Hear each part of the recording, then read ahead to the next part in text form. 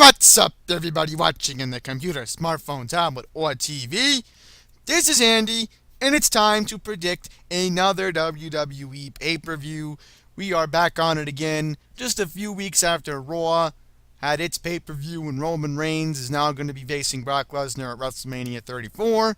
We will now find out SmackDown's portion of WrestleMania 34 as this Sunday, March 11th, as we turn the clocks forward, and as we find out the 68 teams that will be dancing for an opportunity to try to chase a college basketball dream. We will also keeping in mind, have a WWE pay-per-view, and that is, of course, Fastlane, which will be taking place at the Nationwide Arena in Columbus, Ohio.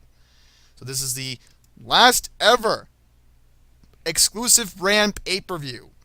In the description below, I'm going to post a CBS Sports link that gives the official dates of the remaining pay-per-views of 2018 after WrestleMania 34, and I am hoping the big announcement will come from WWE, because rumors has it that WrestleMania 35 will be taking place at MetLife Stadium next year. But anyhow, let's predict the card for this pay-per-view. There are 6 matches on the card as we speak, so you all know my rules. I predict the non-championship matches first before I go into the championship matches. So I'm going to organize it the way I want to organize it. Okay, now you're obviously wondering, well, why are you playing as Rusev, and why are you playing the Shinsuke Nakamura-Rusev match? Because WWE 2K18 is a pain. They don't want you having a 6-man championship match for the WWE Championship and only make you do ladder matches. So I figured, as I'm playing this, I'm going to be predicting Shinsuke Nakamura taking on Rusev. I want to see Rusev win, just because I love Rusev Day. But obviously Shinsuke Nakamura is the Royal Rumble winner, so they're going to give him a momentum going into WrestleMania 34 in a couple weeks. So I'm going to predict, for the heck of it, Shinsuke Nakamura wins the match, but who knows? Maybe they'll have a feud on SmackDown with Nakamura and Rusev that Rusev maybe loses via disqualification, and maybe, I don't know, Rusev uses the steps because Nakamura keeps getting out of the accolade. I don't know. That's just the way I want to see it, but hey, Nakamura wins anyway, so what's the point? Okay, so the last non-championship matches in the women's division, we have Becky Lynch and Naomi teaming up to take on Natalya and Miss Money in the Bank Carmella. Maybe Carmella actually cashes in this time, or maybe she waits until WrestleMania 34, where rumor has it that next week Asuka is going to announce that she is joining SmackDown Live to take on the women's champion on SmackDown, which I'll get into that in a sec. Anyhow, this match can go either way. Natalya and Carmella could win. Becky Lynch and Naomi could win, but just for the heck of it, I'm going to predict that Becky Lynch and Naomi's going to beat Miss Money in the Bank Carmella, and also beat Natalya, former SmackDown Women's Champions, in this match. 3 of them, might I say, and one of them is, of course, the Money in the Bank winner from last year. Everybody else is still waiting to see if Carmella's going to cash in her Money in the Bank contract, but if it's not this one, it better be at WrestleMania, because she's been Miss Money in the Bank now for almost 9 months, and she has not cashed in the Money in the Bank contract. Maybe they wait until WrestleMania. I don't know, but Becky Lynch and Naomi will win. And now I transition into the Women's Championship match for SmackDown. Charlotte Flair, your current defending champion, will be taking on Ruby Riott from the Wyatt Squad, with, of course, Liv Morgan and Sarah Logan will be at ringside. Sorry about that. I'm misreading names because prompter's acting up. But anyhow, way I see it, Charlotte should win.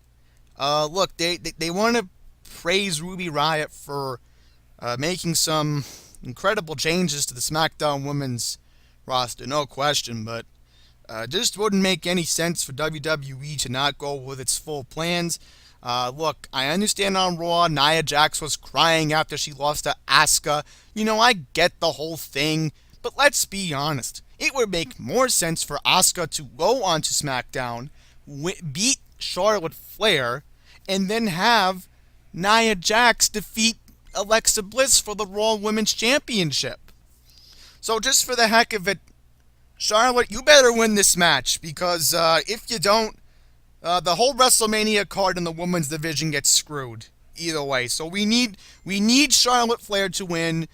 I don't think Ruby Riot's going to win anyway, but if she does, it'll be a crazy surprise. And who knows, maybe Carmella somehow comes out of nowhere and maybe cashes in Money in the Bank because she's annoyed the Riot Squad kind of take over for all we know. I hope that doesn't happen, but hoping things will look better for the SmackDown women's division for WrestleMania. It all depends on this match. This match is very important. Charlotte has to win. Otherwise, I'm going to be angry, and everybody else is going to be angry. Alright, now, on to the Tag Team Championship match for SmackDown Tag Team Championship. I'm still annoyed that Bludgeon Brothers, Luke Harper and Eric Rowan, or Rusev Day with Rusev and Aiden English are not even competing against the Usos. What is the WWE's problem with this underrated talent? Okay? Again, maybe they're going to wait till after WrestleMania to push the Bludgeon Brothers. It's most likely they will do that. I don't know. They're just going to keep screwing Rusev and Aiden English every week. But at least the good thing is we get to see Rusev Day anyway on Sunday. But the Usos are going to be taking on the New Day. Now, I like the New Day. There's no question I like the New Day. Everybody knows I like the New Day. Because they're a bunch of colorful characters. Colorful being coming out every week and showing the bootios off and showing the pancakes off and giving them out to the crowd. And they rile up the crowd every time they come out. And it's fun seeing them every week on television. There's no question. And if you're not familiar with them, they've also done recently a couple TV appearances, making guest spots on children's TV shows. I've actually read that online. I forget which one it was, but maybe for the sake of it, WWE wants the New Day to lose to the Bludgeon Brothers after WrestleMania. I don't know. Don't get me wrong. The Usos have been dominant as tag team champions. The Usos have kept claiming they've put the New Day in the Uso Penitentiary so many times already that this rivalry is just getting boring. As I said, I wish it was the Bludgeon Brothers. I wish it was Rusev Day, because those are underappreciated tag teams in that division. And I get they wanted to push Sheldon Benjamin and Chad Gable, even though Jason Jordan went to Raw and now he's injured. Way I see it, New Day should win. If they don't win, something's wrong, because the crowd favorability is towards the New Day. It would be wrong if the Usos somehow won this match. Or maybe if the Usos do win, they'll probably have a SmackDown Tag Team Championship match with the ladders. It's possible. I mean, they did that for Raw last year, where out of nowhere, the Hardy Brothers came back, and Matt Hardy is Roken Matt Hardy, and no one's seen Jeff in a while. So again, it's possible. But again, I think the New Day could win. But if the Usos would win, then that's the most likely thing. But I'm going with the New Day just for the heck of it. Okay, now, United States Championship match. Now, here's the catch with this match. Bobby Roode, Randy Orton. Okay, I get that. But here's the thing. Jinder Mahal is involved in this rivalry. He wants to be United States Champion. I don't know. I have a theory that he's going to interfere at this match. He's going to come out and he's going to screw Bobby and Randy. And most likely they're going to have a triple threat match for the United States Championship at WrestleMania. That's the way I see it. So, the way I see it, Bobby wins via disqualification because Jinder Mahal is going to come out and screw up the match. Honestly, with Jinder's ego, that's the way they present him. So, the way I'm going with it, Bobby Roode will win via disqualification, and he will be the United States Champion going into WrestleMania, because that's what is most likely going to happen. Shane McMahon or Daniel Bryan's going to have to make that match happen, because we do want a triple threat match for the U.S. Championship involving Jinder Mahal, because that's the way they're pushing him. That's the way I want to see it, but we'll see how everything goes. But right now, I still think Bobby Roode will win anyway.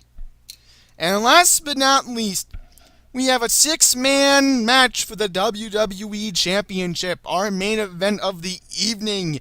AJ Styles, your reigning defending champion, has to defend against 5 other men, which, this is interesting. We have Dolph Ziggler, Baron Corbin, Kevin Owens, and Sami Zayn. Where Sami Zayn on Smackdown Live this past Tuesday actually kicked Kevin Owens right in the face. And then you have somebody who shouldn't even be in this match, John Cena. How in the world does John Cena even deserve to be in this match? You know, that's the first thing. So, he's not going to win. I keep hearing rumors that maybe John Cena's going to face The Undertaker. It's a rumor. It keeps going around that, oh, we want to see the match. I think it's most likely that Undertaker will come back, and most likely we'll see him accept John Cena's challenge from a couple weeks ago. Because honestly, that's where John Cena ends up belonging on the card. He should be taking on The Undertaker, but I do not want to see Cena win because I don't like him in general. Okay, you have Kevin Owens and Sami Zayn. Here's 2 men who I think should win this match. Honestly, if I were to make it a triple threat match, the way I see it, I would like to see Sami Zayn or Dolph Ziggler win. Just because they're underrated. And they're not appreciated. But logically, the way I see it, AJ's going to win because they want the card for WrestleMania to be perfect the way they seem. They want to make sure that AJ's going to face Nakamura one-on-one, and then most likely they're going to put the belt on Nakamura at WrestleMania, which I think is going to happen. Worst case scenario. So there you have it. I'm going to say AJ Styles wins this match. And that's where I end my predictions for WWE Fastlane 2018. Remember, this is the last ever brand split pay-per-view with regards to the brand split era having exclusive pay-per-views a month.